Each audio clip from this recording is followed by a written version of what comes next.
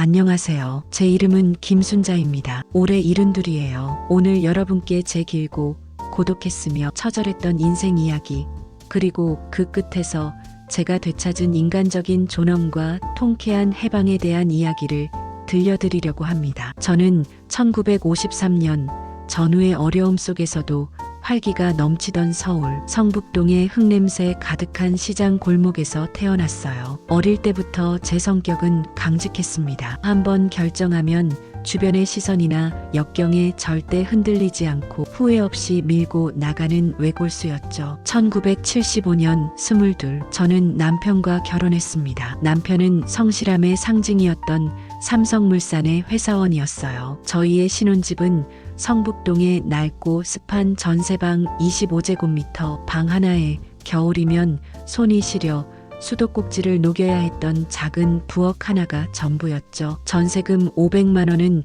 당시 저희 전 재산이었습니다. 남편 월급은 15만 원, 제 은행원 월급은 3만 원, 둘이 합쳐 18만 원으로 살았지만 저는 은행원 경력을 바탕으로 미래에 대한 치밀한 재테크 계획을 세웠습니다. 저희의 목표는 무조건 강남 입성이었습니다. 그것이 성공의 상징이라 믿었죠. 1978년 큰딸 민지를 낳으면서 저는 가차없이 은행을 그만둘 수밖에 없었습니다. 당시 시대는 워킹맘에게 친절하지 않았으니까요. 그리고 1981년에 둘째 민수를 낳았습니다. 저는 두 아이의 뒷바라지와 생활비를 벌기 위해 집에서 손마디가 말을 새 없이 떡을 만들어 팔기 시작했어요. 새벽 4시 도시의 암흑과 고요함 속에서 저는 일어나 떡을 만들었습니다. 온종일 끓는 떡시루의 뜨거운 김 때문에 얼굴은 늘 붉게 상기되었고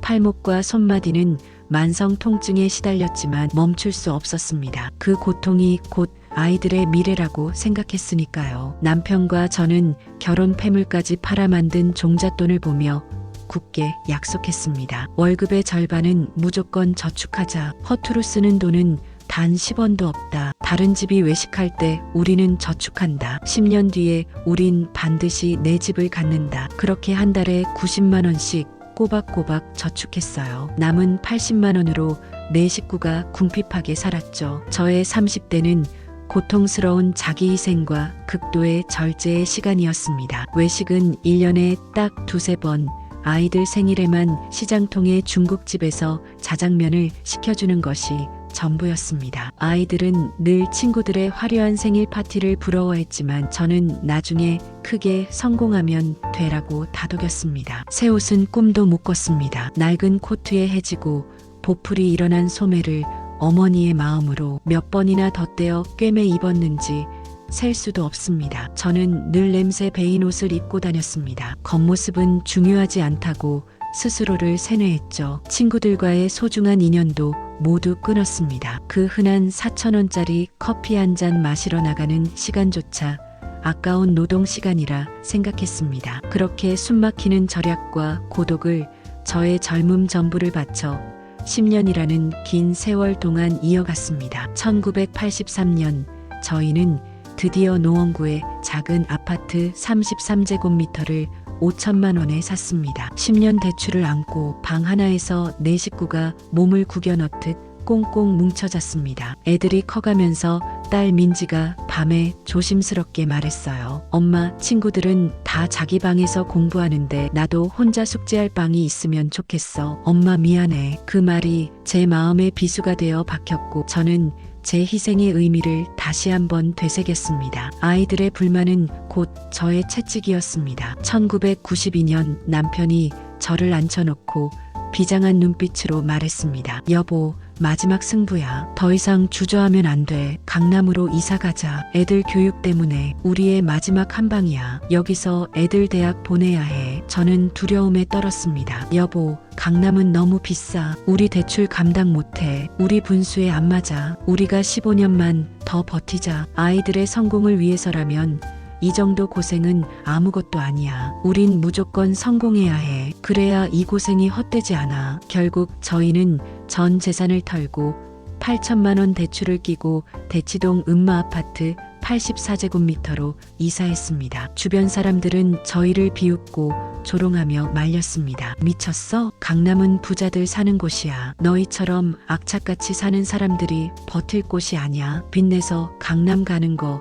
제정신이니? 하지만 저희는 그들의 조롱을 성공으로 갚아주겠다고 이를 악물었습니다. 그때부터 15년, 그 세월은 정말 숨이 막히고 피눈물을 쏟는 지옥이었습니다. 한 달에 100만 원씩 갚아야 하는 대출금은 매일 밤 저를 목 졸라왔습니다. 저는 새벽 3시에 일어나 하루 70개씩 떡을 만들었습니다. 팔다리는 쑤셨고 만성 통증은 진통제로도 가라앉지 않았습니다. 병원 갈 시간도 아까웠습니다. 밥상 위는 절약의 상징처럼 김치, 계란, 멸치볶음이 전부였고 저희 부부는 자신을 위한 소비는 죄악이라 생각했습니다. 오직 애들의 성공이 곧 우리의 성공이라는 마약 같은 신념으로 버텼습니다. 저는 이 아이들의 성공을 위한 완벽한 희생양으로 스스로를 굳혔습니다. 2000년 민지가 연세대에, 2003년 민수도 고려대에 합격했을 때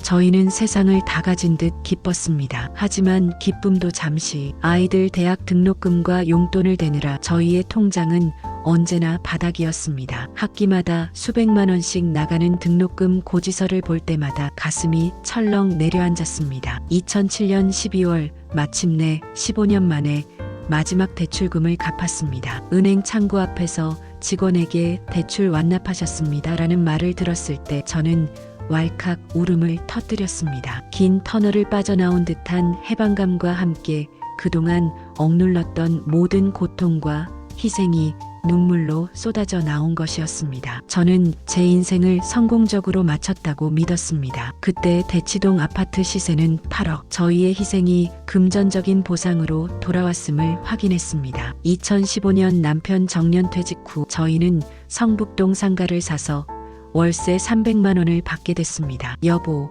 이제 우리 좀 편하게 살자. 당신 고생했어. 약속했던 유럽 크루즈 지금 예약하자. 이젠 정말 괜찮아. 했지만 저는 또 돈이 아까웠습니다. 여행은 다음에 가자. 혹시 모를 손주들 유학이나 결혼 자금에 더 줘야지. 반복되는 강박과 습관처럼 저는 제 삶에서 나를 위한 행복을 또다시 뒤로 미루었습니다. 이것이 제 평생의 죄였습니다. 2020년 2월 그날 아침 남편이 갑자기 소파에 쓰러졌습니다. 병원 응급실에서 1시간 후 의사 선생님이 고개를 깊이 숙이며 말씀하셨습니다. 심장마비였습니다. 유감입니다. 50년을 함께 고통과 희망을 함께 만들었던 사람이 그렇게 허무하게 제 곁을 떠났습니다. 남편의 부재 후 저는 극심한 우울증과 외로움에 시달렸습니다. 집안의 모든 가구, 남편이 쓰던 낡은 안경까지 모두가 남편의 흔적이었으니까요. 그때 딸 민지가 찾아왔습니다. 엄마, 혼자 계시면서 너무 위험하고 우울증도 심해지셨어요. 요양원에 계시는 게 모두를 위해 나을 것 같아요. 거기 가시면 외롭지 않고 친구들도 사귈 수 있을 거예요. 저는 알았습니다. 딸이 저를 진심으로 걱정하는 것이 아니라 자신의 생활을 방해하는 저라는 짐을 덜고 싶어 한다는 것을요. 하지만 저도 더 이상 아이들에게 부담을 주고 싶지 않았습니다. 그래서 고독했지만 그 제안을 받아들였습니다. 2020년 6월 저는 화려하고 비싼 강남의 고급 요양원에 들어갔습니다. 한 달 300만 원짜리. 처음 몇 달은 좋았습니다. 애들이 주말마다 찾아와 손주들의 재롱을 보여줬으니까요. 하지만 6개월이 지나자 방문 주기는 눈에 띄게 길어졌습니다. 주말마다 오던 발길은 어느덧 6개월에 한 번으로 끊겼습니다.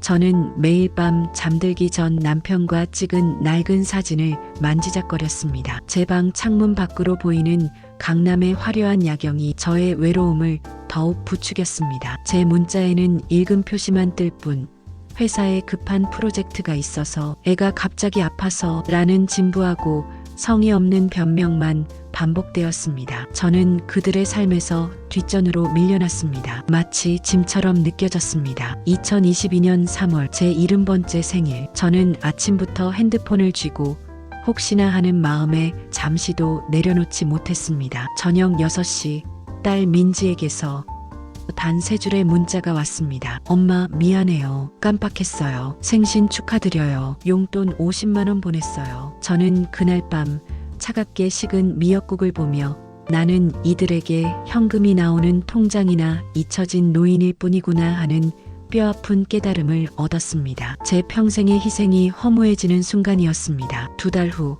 8개월 만에 온 민지와 사위는 저를 안아주는 대신 요양원 상담실에서 재산 이야기부터 꺼냈습니다. 엄마, 지난달에 홈쇼핑에서 안마의자 2개나 샀잖아요. 혹시 판단력이 흐려지실까봐 저희가 너무 걱정돼요. 저희가 엄마 재산을 관리해드리는 게 나을 것 같아요. 라며 저의 소비를 통제하려 들었습니다. 그들의 눈빛은 노파가 아닌 40억짜리 유산을 보고 있었습니다. 2주 후에는 민수가 세무사를 데리고 와서 저를 궁지로 몰아넣었습니다. 엄마, 지금 재산 40억을 상속하면 세금이 15억이에요. 10억 이상을 날리는 거예요. 미리 증여하면 5억만 나온대요. 우리가 10억을 아낄 수 있어요. 민수는 이어서 말했습니다. 엄마가 뭐에 쓸 거예요? 요양원비는 월세로 충당되고 엄마 쓸 돈 얼마 안 되잖아요. 제발 현명하게 행동하세요. 엄마는 이제 돈 쓰실 일이 없잖아요. 저는 너무나 분노했지만 목소리가 목에 걸려 나오지 않았습니다. 그날 밤 저는 잠을 못 잃었습니다. 내가 평생을 바친 보답이 고작 이거였나? 내가 이 애들을 잘못 키웠나? 내 희생이 그들을 이기적으로 만들었나? 이 질문이 저를 밤새 괴롭혔습니다. 2022년 9월 은행에서 충격적인 전화를 받았습니다. 여사님, 계좌에서 현금 출금이 자주 되는데 본인이 하신 거 맞으세요? 확인해 보니 1년 동안 3천만 원이 무단으로 인출되었고 제 카드로 1,500만 원이 딸의 명품 쇼핑과 아들의 사치에 사용된 것이었습니다. 자식들의 명세서에는 해외 명품점에서 결제된 내역이 가득했습니다. 요양원 간호사 박 선생님이 제 손을 잡아주며 말했습니다. 여사님, 이제부터라도 여사님 인생 사셔야죠. 여사님 돈 여사님이 쓰세요. 자식들에게 모든 것을 바칠 필요는 없어요. 그날 밤 저는 차가운 분노와 단호한 결의로 새로운 삶을 결정했습니다. 더 이상 이대로 살 수 없었습니다. 저는 6개월 동안 통화 녹음, 은행, 내역, 자녀들의 요양원 방문 기록까지 모든 불효의 증거를 집요하게 모았습니다. 변호사를 찾아가기 위한 철저한 준비였습니다. 2023년 3월 이준혁 변호사를 찾아갔습니다. 저는 변호사에게 저는 이 돈을 저와 저처럼 외로운 사람들을 위해 쓸 겁니다라고 선언했습니다. 제 재산 17억을 가지고요. 저는 제 남은 인생의 목표를 평생 못 해본 친구들과의 여행과 노인 복지시설 건립으로 정했습니다. 변호사는 자녀분들이 상속 문제로 가만히 있지 않을 겁니다. 횡령 및 상속권 침해, 소송 등 큰 법적 분쟁이 생길 수 있어요. 라고 경고했지만 저는 이미 각오했습니다. 제가 제 돈 쓰는 게 맞잖아요. 더 이상 자식들의 허락과 눈치는 필요 없어요. 제 행복이 먼저예요. 저는 요양원 친구 7명에게 물었습니다. 평생 못 해본 꿈이 있으세요? 제가 쏠게요. 저와 함께 가요. 강 할머니는 제주도 에메랄드빛 바다를 내 눈으로 보고 싶어. 최 할아버지는 하늘을 나는 비행기를 꼭 타보고 싶소. 이 할머니는 고급 레스토랑에서 촛불 켜고 코스 요리를 먹어보고 싶어를 소원하셨죠. 그럼 다 같이 가요. 우리 인생 우리가 지금부터 즐깁시다. 2023년 5월 평균 나이 73세인 실버 크루 8명은 마침내 여행을 떠났습니다. 저희는 국내는 물론 일본 그리고 3주 동안 유럽 크루즈를 돌며 파리, 로마, 아테네를 방문했습니다. 파리 미슐랭 레스토랑에서 가장 비싼 와인을 마시며 이 할머니는 나 75년 살면서 오늘이 제일 행복해. 이게 진짜 사는 거였네. 라며 감격의 눈물을 쏟았습니다. 이 여행은 저희 8명에게 잃어버렸던 젊음과 존엄 그리고 삶의 의미를 되찾아 주었습니다. 1년 동안 쓴 여행 경비는 8억이었습니다. 여행 후 저는 성북동 상가와 예금 17억 중 남은 금액으로 노원구의 시니어 행복의 집을 지었습니다. 저처럼 버려지고 외로운 노인들을 위한 따뜻하고 안락한 안식처였죠. 2024년 10월 복지시설 문을 열고 저는 그곳의 이사장이 되었습니다. 2024년 11월 요양원에서 통장 잔액이 부족하다는 연락이 가자 2년 만에 민지와 민수가 분노로 가득 찬 얼굴로 달려왔습니다. 엄마, 8억이 3억이 됐어요. 도대체 어디다 썼어요? 당장 내역을 보여줘요. 저희한테 연락도 없이. 저는 차분하게 크루즈 여행 사진과 복지시설 사진을 보여주며 말했습니다. 여행 다녀왔어. 1년 동안 너희들이나 몰래 여행 가는 동안 나도 내 인생을 살았지. 상가 팔아서 복지시설 만들었고 내 아빠와 내가 평생 모은 소중한 돈으로. 민수가 소리쳤습니다. 그게 말이 돼요? 우리가 상속받을 돈이잖아요. 당장 복지시설 팔아요. 법적으로 문제 삼을 거예요. 내가 아직 살아있는데